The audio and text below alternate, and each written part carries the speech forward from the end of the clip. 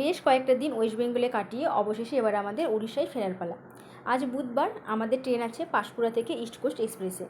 ট্রেনটার right time আছে শালিমার থেকে 11টা 15, আর পাঁশকুড়া স্টেশনে এসে পৌঁছাবে 1:45 নাগাদ।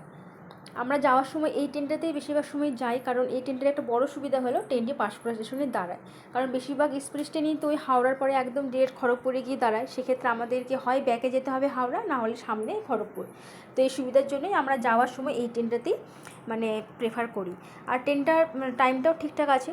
রাতেরবেলা ব্রহ্মপুরে পৌঁছবে, খুব দেরি নয়, মোটামুটি 10:30টার মধ্যে, 10:10 রাইট টাইম আছে।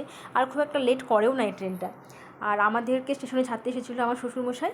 আর আমাদের যেহেতু অনেকগুলো ব্যাগ হয়ে গিয়েছিলো, সেই কারণে আমরা অনেকটা আগে চলে এসেছিলাম স্টেশনে, প্রায় 1 ঘন্টা আগে। কিন্তু এসেও কোনো লাভ হয়নি, ট্রেন সে 5 মিনিট আগে অ্যানাউন্স করে, আর ডিসপ্লেগুলো ঠিকঠাকভাবে কাজ করছিল না, কোথায় কোন কম্পার্টমেন্ট, সেই ছুটে ছুটে বাচ্চা নিয়ে উঠতে হয়েছে।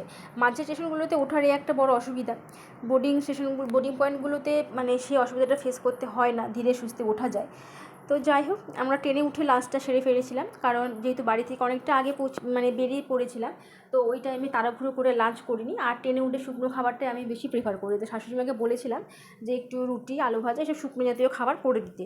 তো ওগুলোই ট্রেনে উঠে খেয়ে নিয়েছিলাম। তারপরে একটু ফল খেয়ে 3জনে মিলে আমরা বেশ ভালো ঘুমিয়েছিলাম।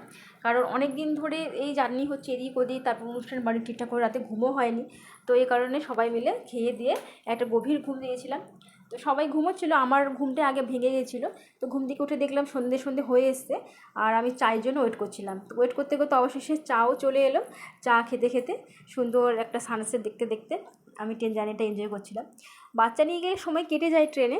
আর একটা জিনিস এখন আমার মাথায় খুব খেলে, সেটা হলো আশেপাশে যারা থাকে তারা কি ডিস্টার্ব ফিল করে কি করে না, এটা আমার মনে হয়। কারণ অনেকেই আছে যারা ট্রেনে উঠে ঘুমোতে পছন্দ করে বা নিরিবিলি থাকতে পছন্দ করে, কিন্তু বাচ্চা থাকলে তো চিৎকার করবেই, কান্নাকাটি করবেই।